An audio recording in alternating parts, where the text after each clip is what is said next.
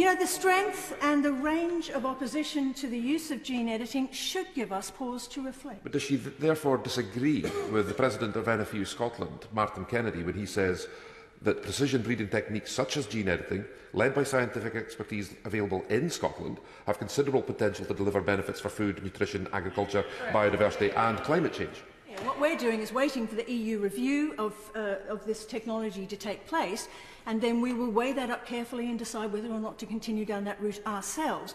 But I think the trouble with farmers at the moment in the NFUS is that they are so desperate to find something in place of the trade they have lost as a result of Brexit, that this is something that they have particularly seized on. But I think the precautionary principle should always apply in this new technologies of this sort. I'm going to keep going for a bit.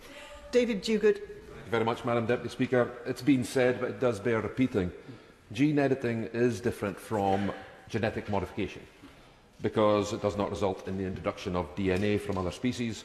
Gene editing creates new varieties similar to those that could be produced more slowly by traditional natural breeding processes.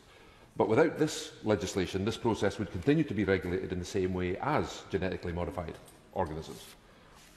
So this bill will introduce simpler regulatory measures to enable these products to be authorised and brought to the market more easily, but not without the appropriate controls. The devil, as they say, is in the detail, and however this legislation is progressed and scrutinised through this Parliament, and whatever final form it takes, we can be assured that it will be more fit for purpose for our country than the EU regulations it will replace.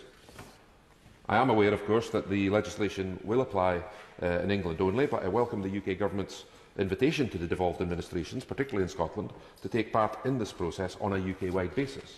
And although disappointed that the Scottish Government have so far declined to accept that invitation, favouring rather to remain aligned with the EU, I would ask my honourable friend the Minister to confirm that that door remains open for the Scottish Government to take part, and I'm hopeful that they will, or they may, ultimately welcome the opportunity to participate in that progress.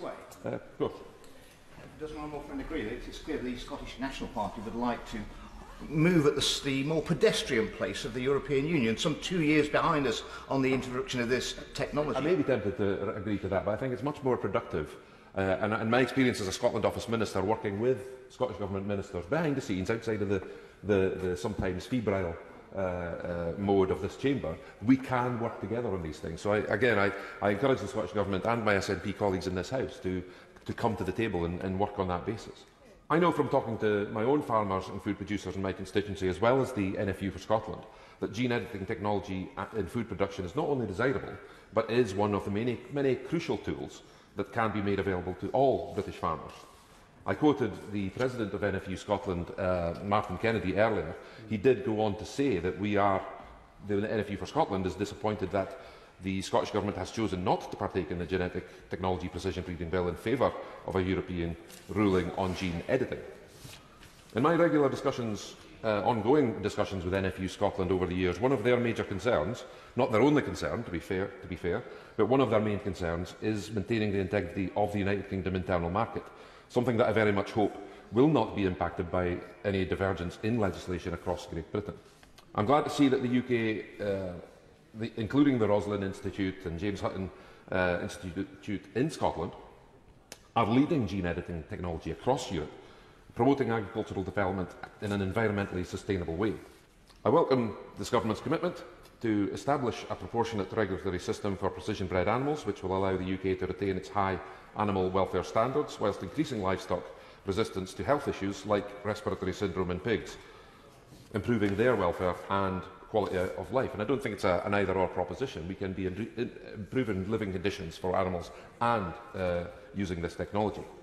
In conclusion, Madam Deputy Speaker, I do believe the Precision Breeding Bill is a valuable piece of legislation that should benefit our food production industry right across the UK, and I look forward to seeing its progress through Parliament.